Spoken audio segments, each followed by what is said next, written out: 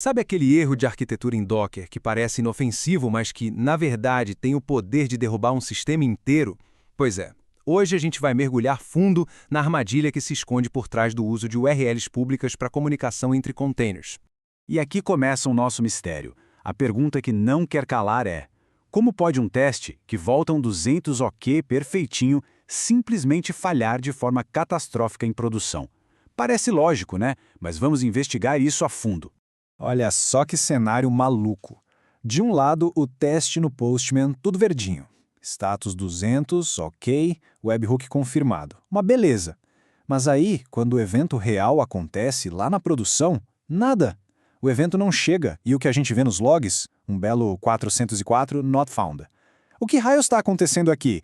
Pois é, foi exatamente nesse ponto que o caos técnico se instalou. E começou aquela caça para entender a verdadeira causa raiz desse problema. E depois de muito investigar, a gente descobriu que o grande vilão não era o código. Não, o culpado era algo muito mais profundo. Uma falha básica de arquitetura. Um erro fundamental de como a rede Docker funciona de verdade.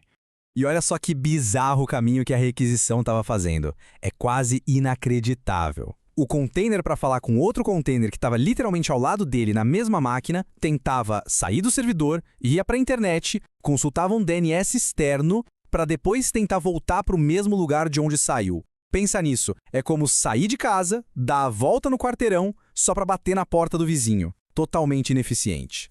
E é por isso que a gente bate tanto nessa tecla.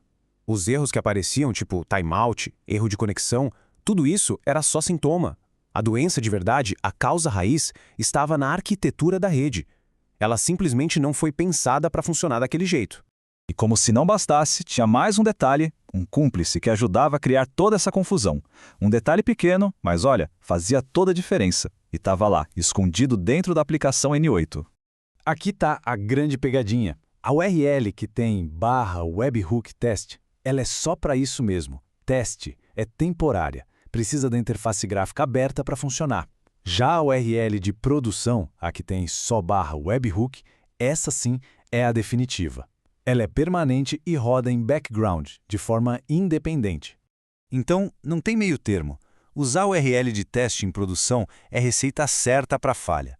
O pior é que isso criava um comportamento que parecia aleatório, intermitente, dando a impressão de que a API era instável. Mas o problema, o tempo todo, era só a configuração errada. Ok, já entendemos o problema. Agora, vamos ao que interessa, a solução. Qual é o jeito certo, o padrão profissional para construir um sistema estável? A resposta é simples: comunicação interna e direta. E a correção é, na verdade, muito elegante. A gente simplesmente troca aquela URL pública, o seu domínio.com, pelo endereço da rede interna do próprio Docker. Ou seja, ao invés de dar aquela volta toda pela internet, a comunicação vira um caminho reto e direto. Vamos detalhar isso. Quando usamos http://n8 n5678, o N8 é o nome do serviço que definimos no Docker Compose, e 5678 é a porta interna que ele expõe. Simples assim. O resultado? Um caminho direto de container para container. Acabou a dependência de DNS externo. Acabou a latência desnecessária. A comunicação passa a ser muito mais confiável. Bom, depois de tudo isso, o que a gente leva para casa? Para garantir que esse tipo de erro nunca mais aconteça, montamos um checklist bem simples e direto ao ponto. Vamos lá, é só seguir estes pontos. Primeiro, o workflow do NN está ativo. Parece básico, mas acontece. Segundo, a URL está com /webhook e não com /webhook dash. Isso é crucial. Terceiro, a comunicação é interna. Esse é o padrão ouro. Quarto, uma dica extra. Sempre verifique se os endpoints diferenciam maiúsculas de minúsculas. E por último, e talvez o mais importante, se aparecer um erro de timeout, antes de sair caçando bug no código, investigue a arquitetura da rede. Beleza, agora a comunicação entre os containers está super eficiente e confiável. Resolvemos um grande problema. Mas isso nos leva a uma nova pergunta. Essa comunicação é segura? Pois é, resolver a eficiência foi só o primeiro passo. Garantir a segurança dessa rede interna? Bom, esse é o nosso próximo desafio.